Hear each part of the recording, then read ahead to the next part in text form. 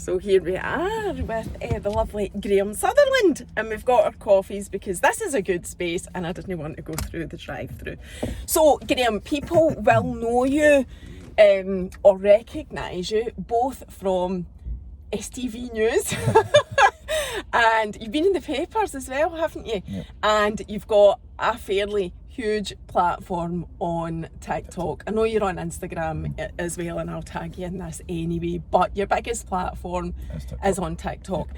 And so I need to ask you, the main thing is you're an ambassador for Alzheimer Scotland because your mum was diagnosed with Alzheimer's. Yep. Okay, so that's just a wee bit of background. As I've said to Graeme already, I know everything about him because I have done loads of research on you, just because, as I said to you, because of your circumstances, I just felt it was the right thing to do. But I'm wanting you to tell your story for the benefit of everybody else anyway.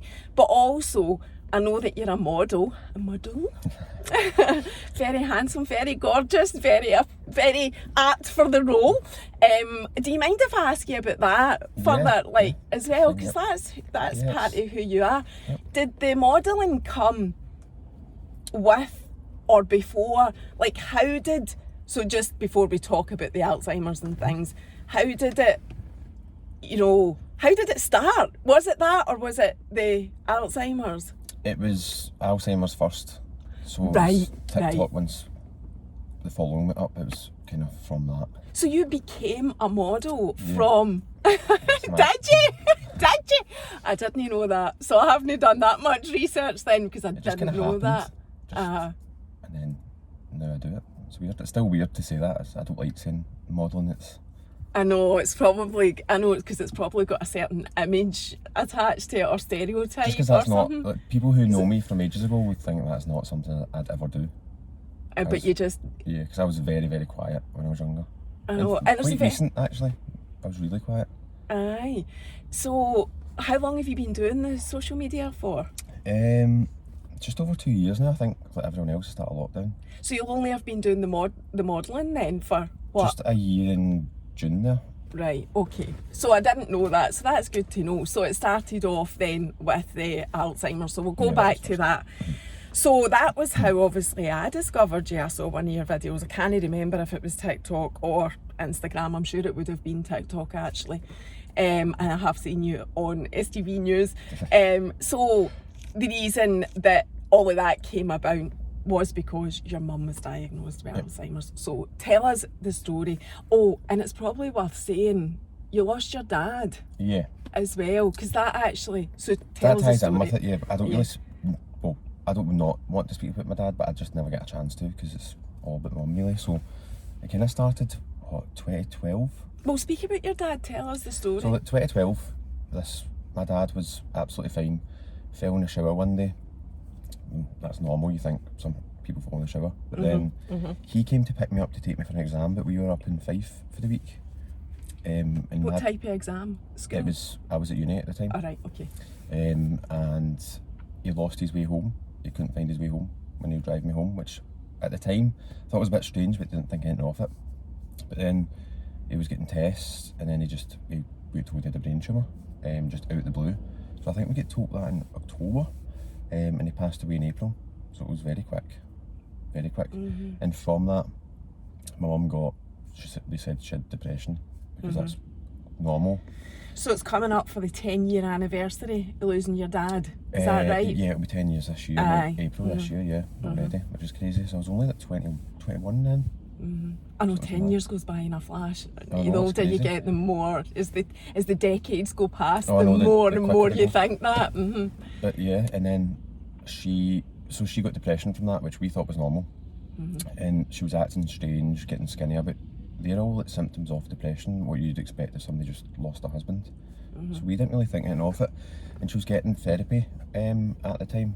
For the depression? Yeah. And do you believe that it was depression, right, even back then? You know, was that what it was 10 years ago? I think she was depressed, but me and my sister were talking about this last night. Like, looking back, it's so obvious that she had Alzheimer's. Right. And I kind of feel a bit guilty that we didn't pick up on it earlier, but it's not the first thing you think of, especially at her age at the time. This was when she was in her late 50s, So it wasn't straight away she was diagnosed. So I think I've told this story, but I took her to Harry Potter Studios in London for her birthday, and that's when I noticed something's not right here, because her clothes were all dirty. She was all really slim. Looking back at the photo, she was really skinny, and she started spraying deodorant in her shoes. When I took her to the studio, she couldn't lift. Have you ever been to Harry Potter Studios? Yes. You know when you lift the... Not because I'm a fan, because I was dragged along. Oh, right. But yes, I've been. You know the wee broom that you shout up to? Aye. So she couldn't understand that you just hold your hand still, and she was kept lifting her hand up when it was coming up, and she just wasn't getting it. But at the time, I was really frustrated. I had no patience at this point. But you wouldn't know. You No, wouldn't I have didn't know. registered that that's what it was. Alzheimer's. So then we were going to, the big castle. I wanted her It's to take incredible. Oh, it's amazing. I wanted her to take a photo of me, but she couldn't understand how to press a button, and I was getting really irritated, but she got really upset about it.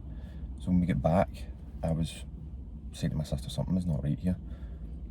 Was it just you and your mum that was there? Yeah, I took mum myself. And so, just to get a bit more background to that, were you living with your mum at the time? Because Yeah. you're only 21. I mean, you're a twin as well. Sorry, I should have said that. I'm a twin, yeah. Kirsten's your twin. So this time sister. I was 20, I can't remember what age I was now, 23 at the time. Right, maybe. okay, so this is a wee bit further down the line Yeah. from when your dad 'Cause passed. she'd been going to therapy, and we just kind of dismissed it all as depression, the way she was acting, and it was her own time, because she was getting therapy, so we thought it's going to improve. But then I decided I'm going to go to her therapist with her, because nothing's getting better. So I went in with her, and she was very dismissive, very, very dismissive, because she'd already been tested for Alzheimer's, and Oh, had she? yeah, she Had got they tested. done that? That's why we didn't think she's got Alzheimer's, and then we pushed and pushed for a second diagnosis, and that's when we found out she was late stage. So she had it prior to, we think she had it when my dad was still alive, but we'll never know, I suppose. But she was diagnosed quite So, late. right. So you'll never actually know then, I suppose, if it was depression Yeah, or no. if it was Alzheimer's. It's because they have the same symptoms as well. I know, That's that's what I the was thing. just It's going to just say. we'll never know. But looking back, it's so obvious that she had it. She was just hiding food and stuff like that, and we found full microwaved meals in the bin, because she obviously didn't know how to cook it, which she didn't want to tell anybody. Because that's the thing with mum, because she was a teacher, she was scared to tell people about it. But as soon as she was diagnosed, my sister was saying to her, you need to talk about it, don't be scared to tell anyone. And she's been like that. Until she yeah. wasn't able to. So something I wanted to ask you is that, see, when you're close to somebody like that, especially a parent, and you recognise that might be, because I know somebody, this is why I'm asking you, I know somebody that might be in your situation, long ago, not now, but a while ago, right? Do you know what I mean? Somebody yeah, who's stage, in, yeah. aye, so, excuse me, somebody who's in the situation where they maybe suspect that their parent has it, and but the parent is still compass mentis enough, I hope that's not offensive to say that, but compass mentis enough to, have a conversation with about it, but again, they don't really want to admit it. What advice would you give on that? What was that like for you? And what advice would you give, drawn from your own experience, trying to bring that up with somebody that you think that might be what's wrong, and getting them to an appointment? Yeah, well, for us, we were quite lucky that way. Mum never really fought against it. Right. So we used to say, we think you've got this, and she'd always dismiss it. But when I found out, I was upset for a bit, but that was the only time we got upset. Well, I'll still get upset about it, but that was the only time me and my sister got a bit upset about it, got home, and then from there on we've kind of just been going for it with it, just dealing with it. Right. But So we had told her, and she just accepted it, and she accepted all the help that was coming. Not once did she fight against it. So people do ask me that, and I find it difficult to give advice, because I haven't actually you didn't went have through that. the fight back, because I know people do want to fight back, because you don't want to admit you've got Alzheimer's. I think once you admit it, then you've got it. If you don't admit it, Aye. it might not happen to you. No. But yeah, I didn't really go through that. Right, so your mum was quite happy to have the conversations and go to appointments. But the other thing, I suppose, is that you are the one that's saying it to her. You and your sister are saying. My sister was very good about it because she's a nurse. She works with patients with dementia and Alzheimer, so she had a bit of experience there. And just speaking to her, she's got a very good bedside manner, so she's good at telling you bad news, if that makes sense. She's got a good way of putting it across. Making it sound a bit better, but she told mum, it was her that told mum at the time, so it was difficult. But my mum's, the care that we got, the appointments after that, my sister went with her to most of them, so she didn't fight against it. But there was this doctor that she didn't like that was always testing her all the time, and my sister actually, so we put a tracker on her phone. I know that sounds really bad, but she was aware of it, just so we could see, because we didn't know, they said late stage Alzheimer's, so we didn't know how late, if she could walk out and go missing one day, so we put a tracker on her phone just so we could check if she never came back. And she didn't come back one day. Was she on her own at this point then? No, so like, living at home. So I lived at home till 2020, so I've only moved out. So you were still at home with her, right? But she still went out about her own. So she walked the dog. The dog's been a massive help. My dad bought that not long before he died. She used to walk him all the time just to get out and about, and she didn't come back one day for her appointment she was supposed to go to. My sister found her like hiding behind a tree because she didn't want to go, because this guy was always testing her and telling her she was wrong, and she didn't like that, especially as a teacher. But we found other ways of getting her there, because it was always just tests, and it's like, why are these necessary? We know when you know what it is. So she didn't like it, so we just stopped it. Aye, because I get that. It's incredible how this just popped into my mind, but we'll go back to the story. How your mum responds. You're saying about the dog being a massive help, and I saw that Ralph is in a lot of your videos. But the response to music.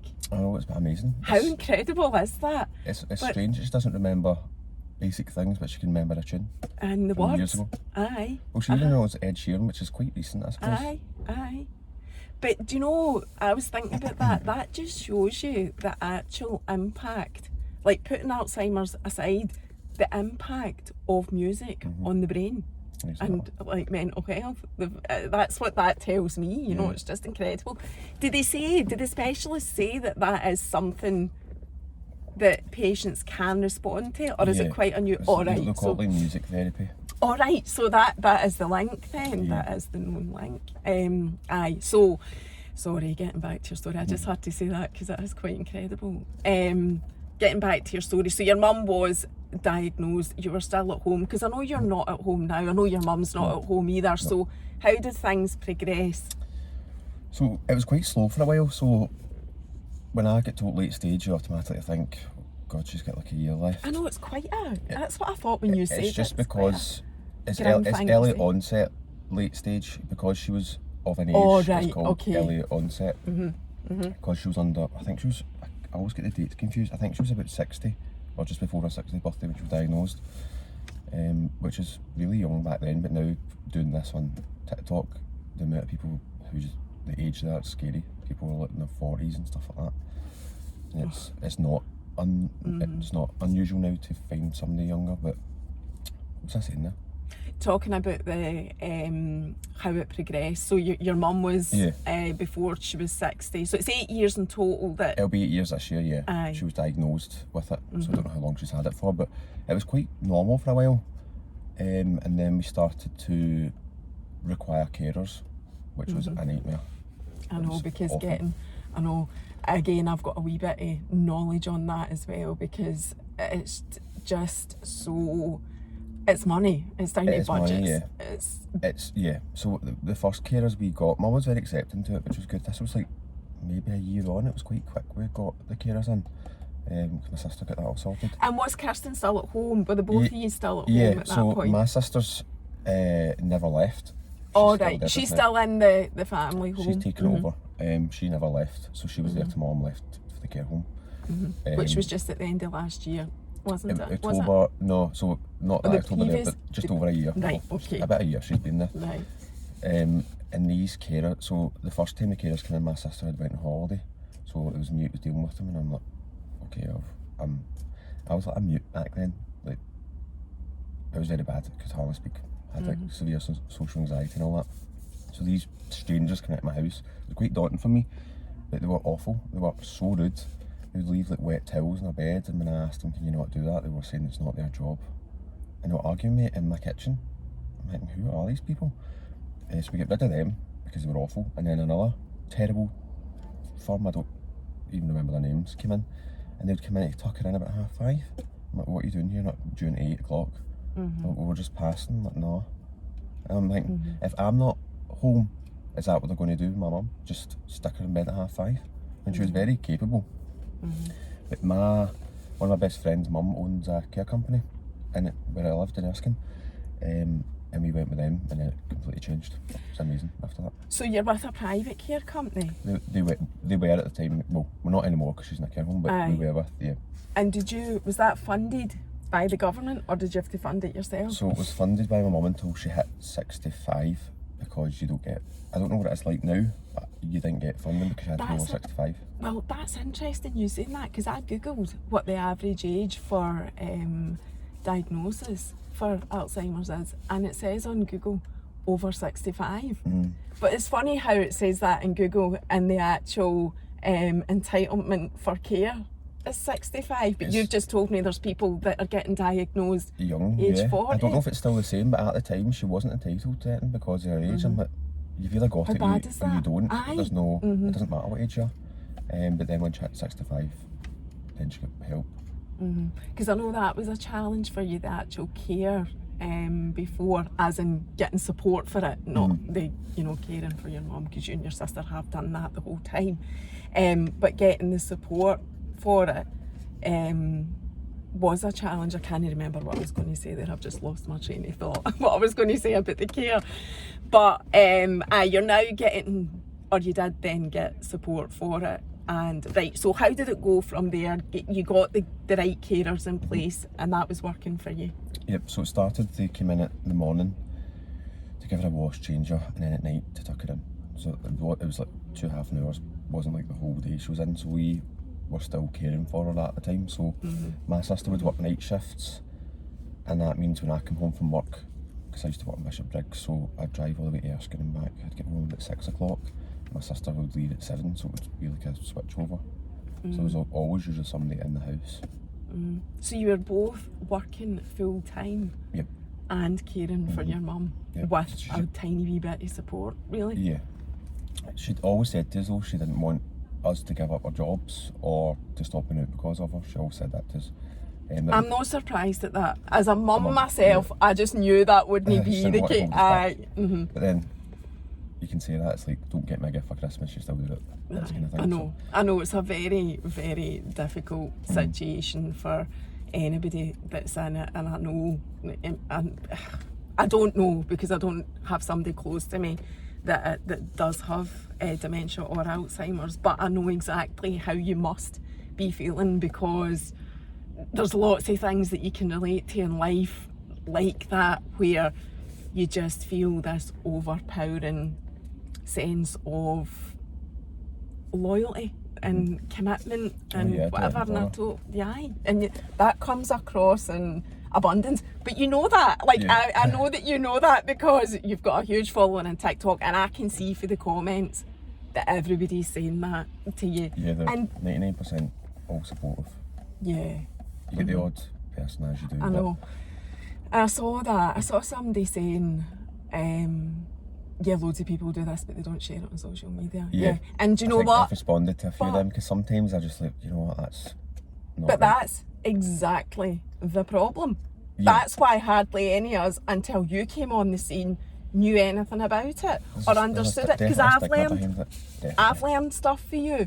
Okay. So, of course I have. You see, share. I'm kind of just learning as I go. Like, I know that this is new to MD, but I had no idea about Alzheimer's, what it even meant. I didn't know Alzheimer's dementia were related. So I just kind of learned as I went. Because Alzheimer's is a form of dementia. Yeah, it's like an umbrella. Dementia's like the umbrella. And there's that's so just many different forms as well, different parts of the brain. And then even within Alzheimer's, there's so many different ways that people respond to it. Is that the right word? Yeah, Or- everyone's different as well. Like even like, people always ask me, how long does this stage last for? Because I did Google it at the time, and it's not accurate. Like the stages don't just last 9 months and then she's on to the next stage. Everyone's different. One of my mum's stages lasted 2 years because there was no change in her for 2 years. But I think lockdown definitely affected that. That kind of So sped things she was up. still at home for lockdown then. If it was a Yep. year past in October, I had got confused. I thought it was October there, but it's the year past. Yep. So 2021 October. Aye. That's when trying to. and you also, so things remained like that, like we've said, where you and your sister are both at home with your mum, managing the care with a wee bit of support. Yep. So when did it change from that stage? I think it was not long before. I think it was a year before lockdown. My sister actually went part time, so she cut. I think it was cut down to 2 days, just so she could be home more. And then we upped the care a bit more, so they'd come out at lunch. And then everything was kind of normal for a while. Like we coped with it. I mean, it was tiring, and you didn't have a social life because you couldn't. You also had to think, is my sister going to be in if I wanted to go out, and vice versa. But when lockdown happened, that changed everything because she had a wee club she used to go to with Alzheimer Scotland. She used to go, they'd pick her up on the bus on a Saturday. I think she had one during the week too, now that I think of it. But they'd pick her up on a Saturday afternoon, take her away for about 4 or 5 hours, give her a lunch. They had wee activities, and it was respite for me and my sister too, because we knew somebody's looking after her. We can do what we want. We can go to sleep if we want, not worry. But that all stopped with COVID coming in, so it was, she had no social activities, couldn't go anywhere. And I noticed she got worse during that. She just couldn't do anything. And she didn't understand really what COVID meant, that everything was closing down, and how dangerous it was, even with carers coming in and out the house. Did you still get the care? Yeah, but they were all like suited up. Aye. Yeah. It was frightening for anybody, never mind somebody in your mum's position.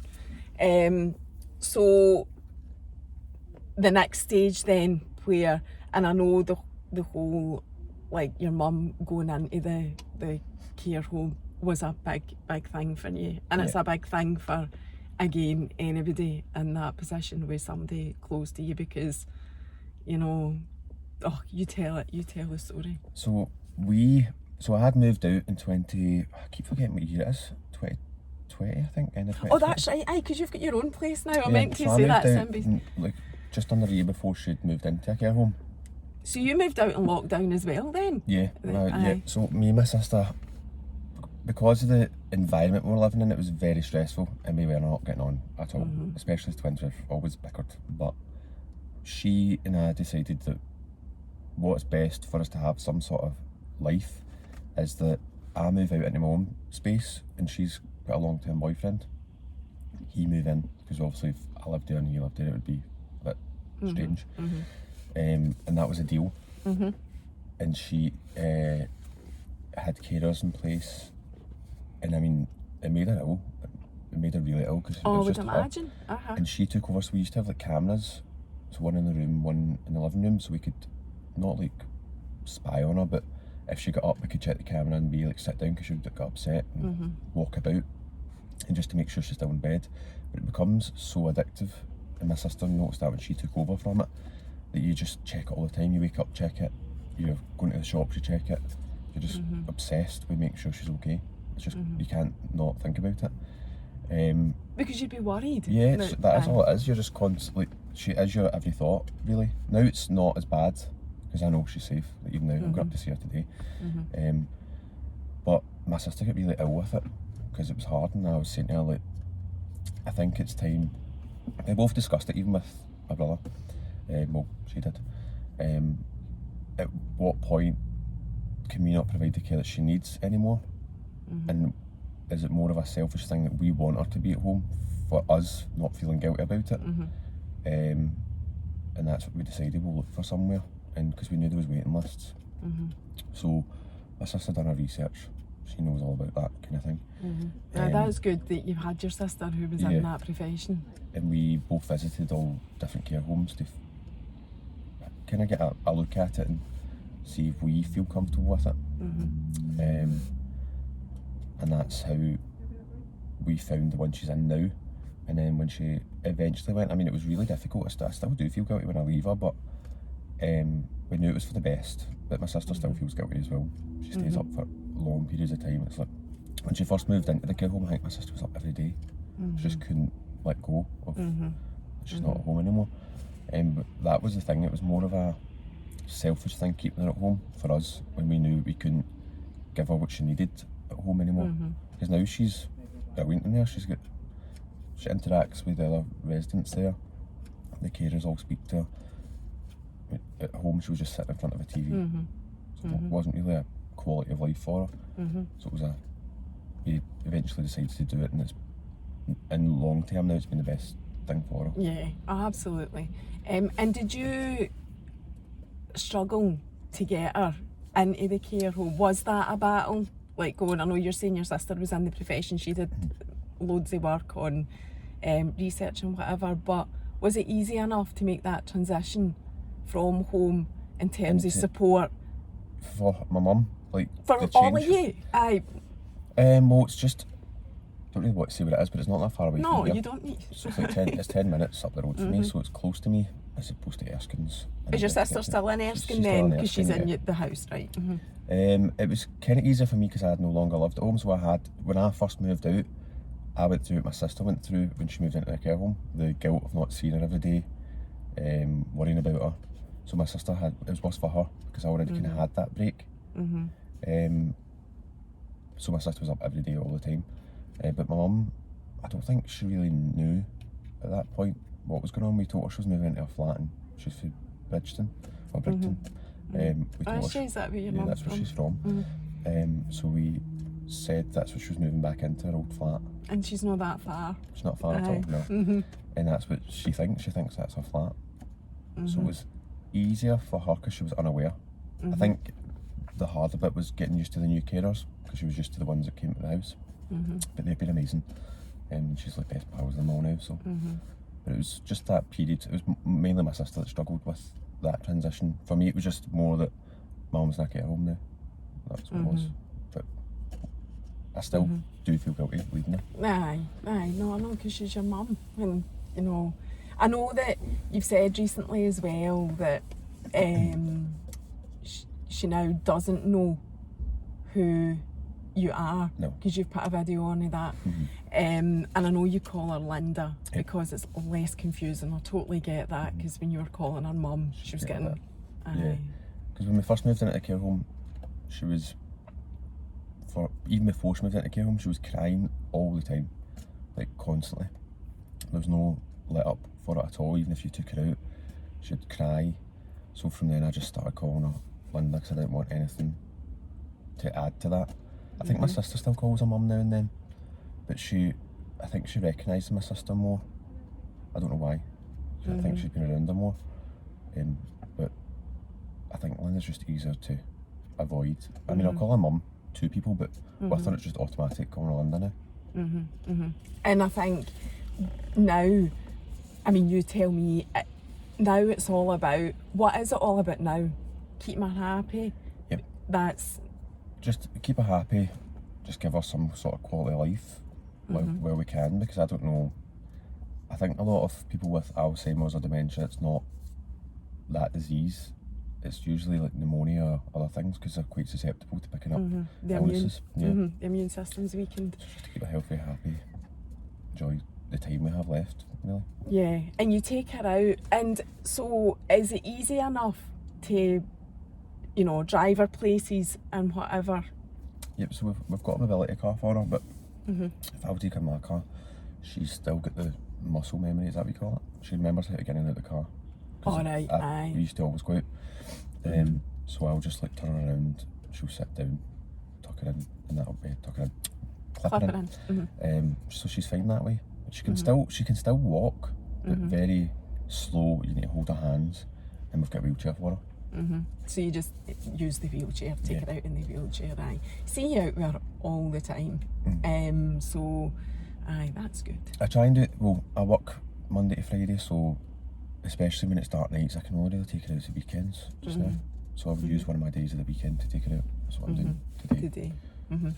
So that's the kind of up-to-date situation where you are, where your mum is. And I know that your sister, your twin sister, has been the main carer for your mum, with you obviously supporting massively. So talking about you, because nobody else is here. Kirsten's not here for me to ask. Sorry, Kirsten. I've had a Kirsten as well, but it's Kirsten. Kirsten's not here for me to ask her.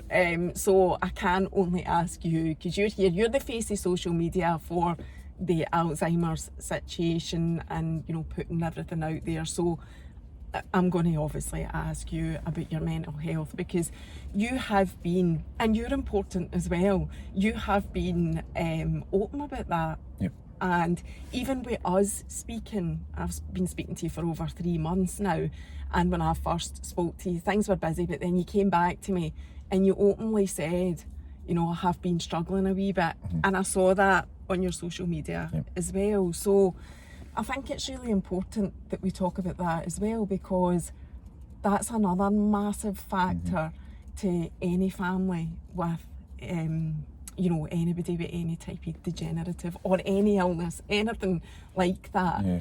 The mental health is a big thing. And Definitely.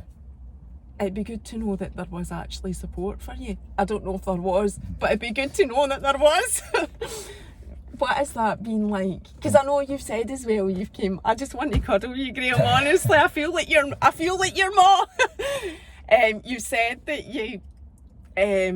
you've actually come right out your cell as well. So not only have you had your mental health to cope with, you've also... It's been life-changing for me. Aye. Because back in uni, so at 20-year-old, I became like a social recluse. Didn't like going out.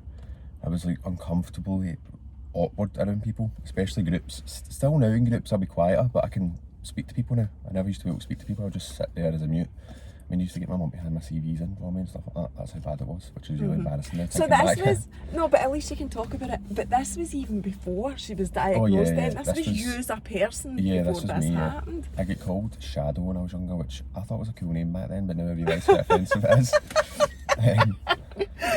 Right. But it kind of changed. So I went to therapy for it, like counselling. Back then, when you were 20? Back then, and I hated it. It was awful, a horrible experience. Went on antidepressants. Don't know why. I was on them. And then my brother got engaged, and he asked me to be his best man. I knew he was going to ask me. And I'm like, I can't do a speech. That's like the worst thing I could think of at the time. So I went to hypnotherapy to try and get me out my shell. I've had hypnotherapy. I'm a big fan of it. Did it not work for you? Maybe I wasn't getting involved in it properly, but I just thought, what is this woman talking about? Tell me to think of like a ball with my eyes closed, and didn't work anyway. But my dad died in that period between him getting engaged and the wedding. Right. So when my dad died, that kind of changed everything for me. That was the beginning of it. I kind of just thought, let's spend this. You can, it's up to you. I've not sworn because you've not. I was just like, I don't care anymore. Like, life's too short. So I kind of just started speaking then. And even at his funeral, I done a reading at it, which is, I volunteered to do that for people. So that was kind of the beginning of it. And then that's how I started speaking more. And I went to therapy again when my mum wasn't well, before she got diagnosed. And that was another horrible experience. It was like counselling again. And the women actually blamed me for how my mum was acting. I couldn't believe it, so I went back. And I've been on different courses of antidepressants throughout the years. But it's not... Now I've tried to explain this to people. It's not that I'm depressed about things. Obviously it's not an ideal situation. Mine is more circumstantial now. So you can pump me with all the antidepressants, my circumstances aren't going to change. It's only going to get worse, which is what I've tried to explain. I don't want medication. So You're not now? No, I'm off. They gave me a course off it, but they don't work for me. They just make you feel numb, I think. And I don't like that. So now it's more trying to manage my mindset. But it is... So my mum's only going to get worse. So my situation's only going to get worse. So there's not any medication that fix that for me, which is what I've realised when I took that time away.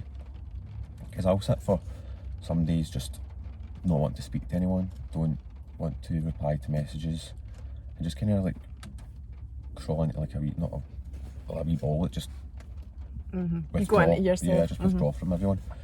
And I like doing that, and then a couple of days later I'm fine. And I don't know why I was thinking that. So it's like up and down all the time. But I've tried everything you can think of, but I don't think people realise the impact carers have looking after someone or going through it with someone with Alzheimer's. It's always about my mum. I don't think of me and my sister, how we've struggled, because we've not really had the same life as everybody else in our 20s. Our 20s were my dad passing away, my papa passing away, and then my mum getting Alzheimer's, so I've not really had a chance to get the best years of your life, I suppose, and that has an impact on you. Yeah. Definitely. Do you know, well, I thought about all of this, right, that you're saying, so I would imagine other people will be thinking it, but I think what people will think is the most important thing that you're talking about is your mum. Yeah. So they want to be, you know, empathetic or supportive or whatever.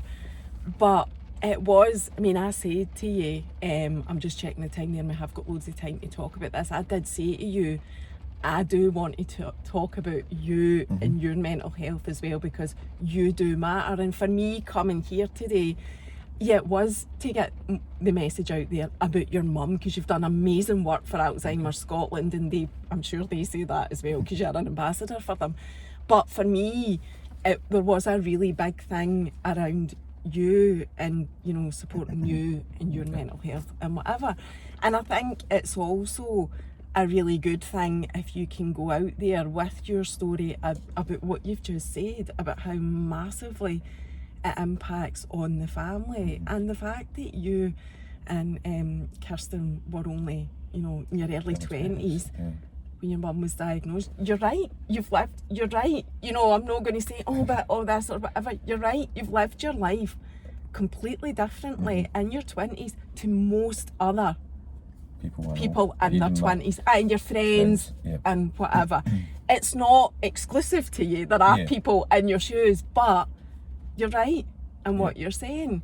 But the good thing is, Graeme, there's nothing that anybody can tell you that you don't already know. You're fully aware of it, and I always think that that's half the battle. I noticed it for a while, like, it's not normal to be like this, to like withdrawing myself. It's not healthy, and people did get worried about me as well.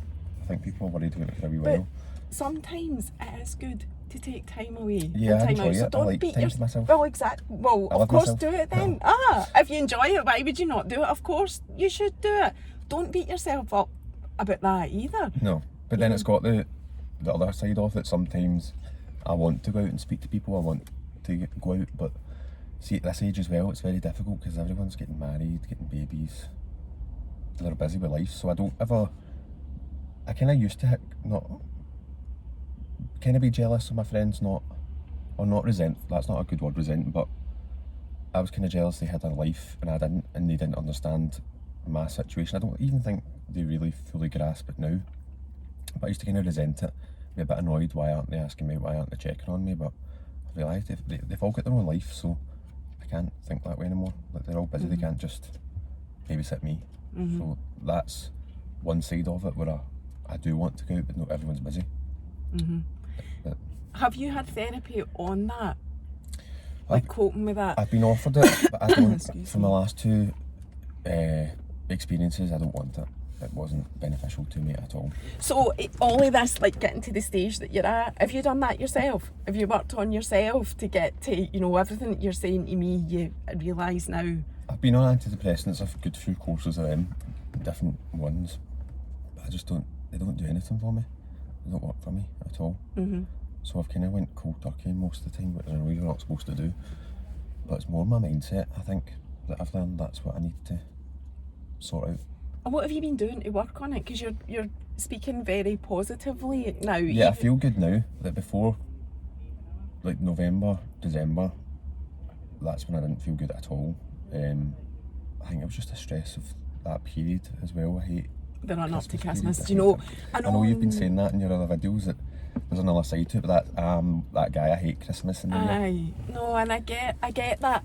And you know, it's funny, I thought about you quite a lot at Christmas time. And I think it was because I wasn't feeling that great about Christmas time myself, right? And you'd been doing wee videos about it. And this was probably my worst Christmas, if I'm honest. And I'm not in your shoes. So, you know, I'm not taking that away for you. But I was very much putting out that on Christmas Day, for the sake of Keith and Lola, for my family, everything's totally fine, and making it totally fine for them, because I didn't want to be putting my sadness, deep sadness, onto them. But I absolutely felt that, and I feel like this year is the worst that I have felt that. But see, even talking about it, Graeme, you will be amazed at the number of people that also feel like that. There's so many of us out there, right? You just don't really see it though online. It's I know they don't. Of big families. I know.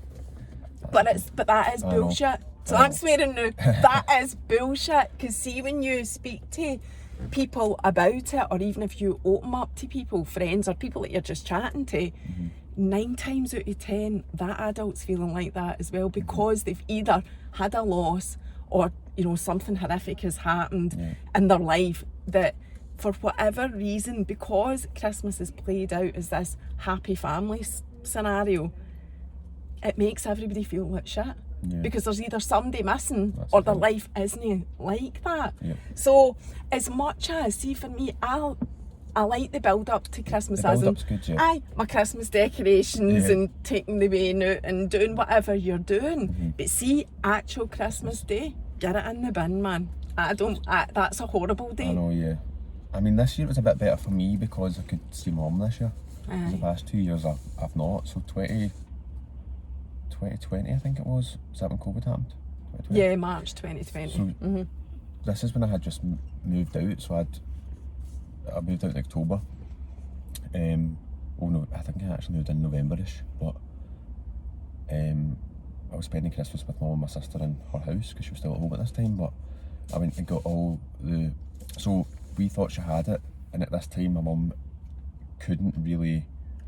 Her cognitive's really off. Really bad, like she could never touch her nose for like day one near enough. Couldn't tell you where it was. So me and her got tested, took her to the drive-through. They tested me, which was fine, but she wasn't understanding the instructions. And they're like, you need to do this yourself. I'm like, I don't know how to do it. Because my sister had COVID at this point, so she was locked in her room upstairs, so that's why I took my mum to get tested, just because my sister had it. So I had to order a kit online. And there's actually a video of it on my TikTok. I didn't show the actual... Did I show doing it? I can't remember now. It was... I basically gloved up, double masked, big visor, and came in and tested her, and she just wouldn't get it. It was so stressful. I had to... It sounds horrible now. It was the only way to test it. I had to actually stick a sellotape roll in her mouth, because she kept biting my fingers. So she could bite down it, so I could stick the wee... Do you know... did you do it just in her mouth, or did you do her nose as well? I did both. It was horrendous. It was so... My sister was watching me in the camera and she was trying to talk me through it, but it was horrendous. So then I went out on Christmas Eve to get the food so we could cook something for Christmas Day, because it was only going to be me and my mum, because my sister had COVID up in the room. And then when the results came through, she had COVID. So her and my sister could then isolate together, so they spent Christmas. So I spent Christmas in 2020 on my own with my dog in my flat for the first year, which was... I actually didn't mind it because I got a Chinese for my Christmas dinner, which was good. But I was alone that year, completely alone.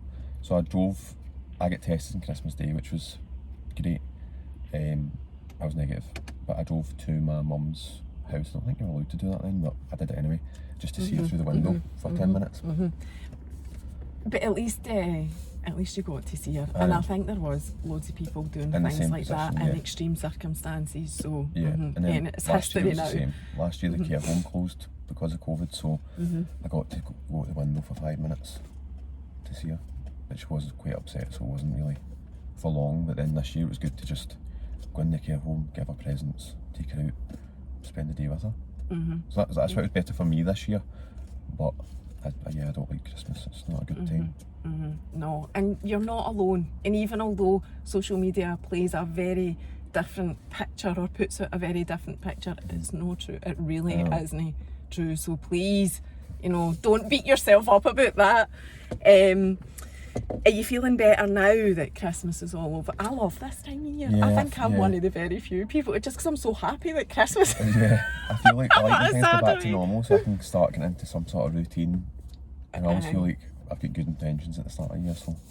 I know I got you a good time, didn't I? Messaging you last week saying, right, let's do it. I get things done. Everybody's got their New Year's That's what I do, resolution. like I put everything off. See if I get messages or texts, I like avoid replying to them. I don't know why, it's like this block I've got, and sometimes it's just a bit overwhelming. No, you've always been really polite and responsive to me. I try to, but it's sometimes, even if I go live, I'll come off and get loads of messages, and I do read them all, but it's just so difficult to reply to It's everybody. overwhelming, I know, and you do need to draw a line, Yeah. Graeme, because as you said, you're trying to have a life as well, and I've not asked you about your actual life. Can I ask you about that? Because see if anything I ask you that you don't want to answer, I mean, fine, just I'm very say, open, have you had any partners or girlfriends throughout that whole time? Tried, but didn't work. But no, there's no like. I always say to people I don't have time, and people will be like, "But you've got plenty of time." But I don't. So it's hard to explain because I do have free time, but my free time I like spending it with myself. That sounds sad. Or going out with my friends, and then I'll go and see my mum in between. So I don't know. My worry is finding someone now that she might not appreciate that my mum comes first, and that's a thing. But do you know, being on, so I've been thinking about this. I'm thinking, not that I'm trying to matchmake you, but I'm just saying, being on TikTok and having that huge following, right? There's obviously, maybe, perhaps, opportunity there, right? Yeah. People would know from seeing you on TikTok that, or even Instagram, that what your scenario is, and everybody would know that your mum would come first if they know you. I mean, there's very few people that don't know you. Do you know what I mean? And if they don't, what you could say is, you know, see my TikTok before you know, take this step or whatever. How are you know meeting women on TikTok? This is what I'm trying to say as well, because they would know your story. So people will ask me my life, but I wouldn't just randomly meet somebody that's commenting my life. No. But I've got like, I do use apps, so I've got apps, and I'll match, but I don't go through with it. Right, It's the chatting thing, that's what I mean, I just can't the face social, it. Is that to do with your mum, or is don't that to know. do with you? Aye. I don't know, I think it's a mix of both. I think I'm using my mum as an excuse maybe for things, but I'm trying to get myself sorted, use the apps properly, reply to people, that's my problem. It's not, I don't have an issue getting matched, it's the next step. No, of course you don't. You're drop dead gorgeous. There's probably a huge flaming list of them. So it's just being able to have the conversations and whatever. But do you know, it's been so long now as well, it's like, what do you talk about? What do you do? I don't know, because I'm just too old. I can't give you advice on that at all. You can go for a coffee and just have a chat. But anyway, you don't even need to do it if you don't want to. It just depends what you want. And even, you know, if you don't want to go and meet people, well, just don't do it. Who cares? Yeah, well, I definitely do. I've been wanting to for So you years. do. Even just looking about my friends, they've all got someone. I don't. I'd like to have that. But it's just not worked out just now. So, and then COVID obviously didn't help as well. That's just another excuse. I know, you're full of excuses. I'm just sitting here going, aye, alright then, whatever. I know, I'm making an effort this year. Get your finger out. I want to see a picture on your Instagram of a nice young girl this year. That's your challenge. Right, okay. But don't just do it for the sake of it. Make it meaningful. Not that I think you wouldn't do that anyway. So your mental health then, we've got a wee 10 minutes just to talk more about that. What do you do? What are your things? What is important to you to keep your mental health on track then? Because as you've said, you're doing it cold turkey, which is quite a big thing and a challenge to do. So what are you doing? I don't really know what I'm doing. I think I'm just learning to deal with it myself. Like, even thinking about what I've told you, that it's circumstantial, like realising that's what it is, has made things easier. Because I know I'm going to have bad days, And if I know that, that's fine, instead of thinking what's going on. Like Wednesday, going back to work, felt brand new. The next day didn't feel as good. I'm thinking, why do I feel like this already? But then I'm back to normal again. But I we don't all even know what I feel... do to change it. Like, I'll sit and listen to music. All I like to do is, I know that sounds really sad, but I like listening to sad music when I don't feel good. And that makes me feel better. I know It's it sounds nothing weird. better than a good flaming... I've got a wee playlist on it. What do you like? What do you listen to? It's a mixture of, I don't even want to mention it. Spit it out, It's just a Graeme. mixture of sad songs over. You're not getting away with that. Have You're a not phone. getting away with that. I want to know what they are if you left your phone in No, your I've got car. it here. Do you want me to tell Aye, tell us what's on what it? you listen to. Um, A wee insight into the mind of Graeme Sutherland. That's what it's called. Let me see. What's it called? Oh, I know. Sad and Lonely. Oh, I mean, let me this- see what's on it, but... Right, I don't know. I don't know half of these. Right, so Pointless telling me You know that one. Lost Without You. Oh, that song makes me great. That is such a sad song. There's loads. I just keep adding to it over the years. That's You Mean the few World years. to Me, Freya Ridings. That's lovely as well. It's songs that I use in my videos too. I know I do. Lost, Dermot Kennedy. I know that one. That's nice. When the Party's Over, Billie Eilish. Caledonia. Oh, one of my all-time favourites. That is another song that would bring a tear to a glass eye. But see, There's loads. sometimes... So I fall asleep listening to that sometimes. But do you know... you're getting messages. Do you know... Sometimes a good greet is all you need. Do you have a greet? Do you have a wee greet to make you feel better? Or are you not a greeter? No, I don't Not a really crier? cry, no. Do you Not get a really. greet? I'll like, if I feel like I'm going to do it, I'll do anything to avoid doing it. But yeah. Aye. I mean, I've had a good few cries now and then, but not just the kind of person that will just cry for the sake of, not the sake of it, but I'm not easy. Aye. I don't cry easily. What else was I going to say to you about that? Something about the crying and whatever. No, it was just, that's what I was going to say. See how you were saying about circumstantial. It's not necessarily your situation that's making you feel the way that you're feeling. You said there, the reason I'm saying that is you said some days you get up and you just feel crap and you don't know why. That isn't necessarily because of your circumstances, because again, I would relate to that as being quite normal. You know, that some days we get up and feel shit. Definitely. Yeah, no. I think mine is just sometimes extreme because of the situation. But then I know it's probably just a mix of things, to be honest. Just like life circumstances where I am in life, because this isn't where I plan to be. I'm 32 this year. Graeme, let me tell you, nobody ends up where they plan to be. It's just, that's my problem too. I compare myself to everybody, especially my need to group of stop doing friends, because they're all, but like I said, getting married, having children, moved in with their girlfriends. And I'm nowhere near that, and I'm 32 this year. Well, I was going through a divorce when I was your age, was I? And then I got remarried, and then I had Lola when I was 38. So don't beat yourself up. I know that is a compare thing. yourself to me now. So, just don't compare yourself. It's very difficult being online and comparing, like, through social media. That's why I try to take some time away from it, because I do compare myself to everyone. Even if I see people out for like dinner, I'm thinking, nobody go out for dinner with. But I'm sure you would have somebody if that's what you really wanted to do. You would. But I know what you mean. You're beating yourself up. You're making scenarios up. See, even with the modelling, do you not meet people when you're doing that? It's not your full-time job though, is it? No, it's just like a side gig.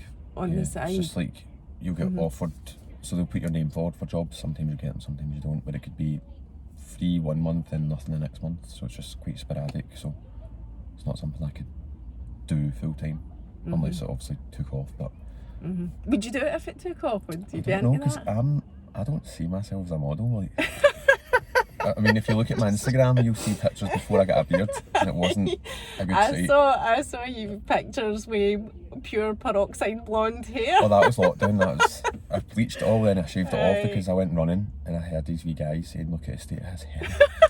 So I just went home and shaved it all off. That's really not what somebody like you wants to be hearing. No. Look at the state of it. And do you know, you've just reminded me, I'm conscious we've only got 5 minutes, talking about your mental health. You had a video, and I know a guy who's like this as well, and it was really refreshing to hear you say it as well, that you're not even comfortable taking your top off. Yeah, I think I just said that the other day. Aye. I know people look at me and think, you're not fat, but I feel like I've got a fat percentage, so like it's loose. Is that the right way to explain it? But we've all got And that. I'm not comfortable with, I don't take my top off, I don't know, I'm just not comfortable with it. Like I can be a bag of things now. Just to kind of hide it. And you do, I mean, I do get that even as a woman who's, you know, I'm not fat or overweight either, but I'm super self-conscious about loads of stuff as well. Again, that's just normal, that's just what we do. But you're into cycling because you've got a bike in your bedroom. How do you not get a bike in my bedroom? There's a picture somewhere it's on.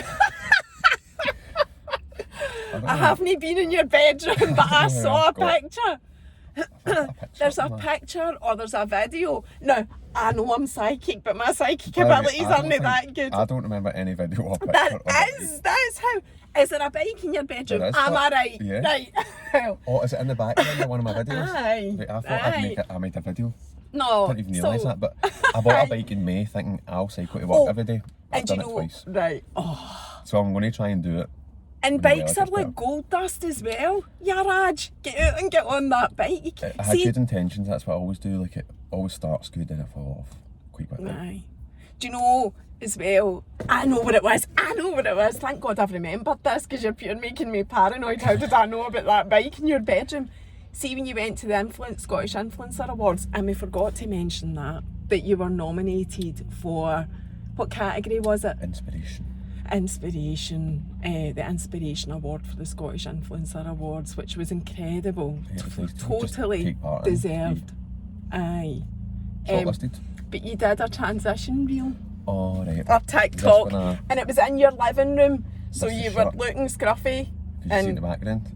Aye, it's in the background, but I've seen it before in another background, but that one I've just remembered. I'm always paranoid about the background in case my flat's not a mess, because people watch them pick up on me things and be like, what's this? I know, and that annoys me as well, that people do that, right? But I saw that bike, that was what my brain clocked. I wasn't intentionally checking out Graeme's flat in the background. I wasn't thinking that. But when you did it, I saw the bike through the hall into the bedroom. It's not been used much. That was a good reel. You looked very handsome. I quite like that one, it's quite smooth. Aye. That's the only kind of things I do. Oh, my voice just went up there. That's the only thing I do different on that. I've tried to do transitions, but that's what I want to do more this year. I used to enjoy TikTok. About you. That's what I started TikTok with. It was me, and then I just introduced my mum to it, and it just became a thing. But I want to do a bit of both, in addition to my mum, not forget mum at all. Yeah. Just to enjoy it a bit more again, because totally. It just became so serious that it was just difficult to deal with sometimes, because everyone always asks or looks for me for advice, and I'm just a guy that's going through it. I'm not an expert, so I'm just giving them my point of view, and sometimes it's a bit overwhelming to be looked at, to expect to give all the answers, because I don't know all the answers. Was it your mum situation that made TikTok blow up? Aye. So it was one of the videos where she remembered my dad's name, and I said my dad. Ironic. That was one that went crazy. I was getting papers interviewing me, a programme on BBC, like a wee short documentary bit on the news. This was back last year, 2021. So that was crazy then. Aye.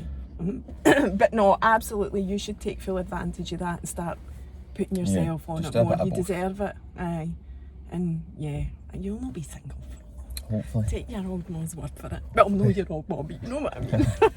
Anyway, we've come to nearly at our hour. Thank you so much for coming to do it. It's been amazing speaking to you, and I'm wishing you every success with everything for 2023. We'll see you next time. Bye.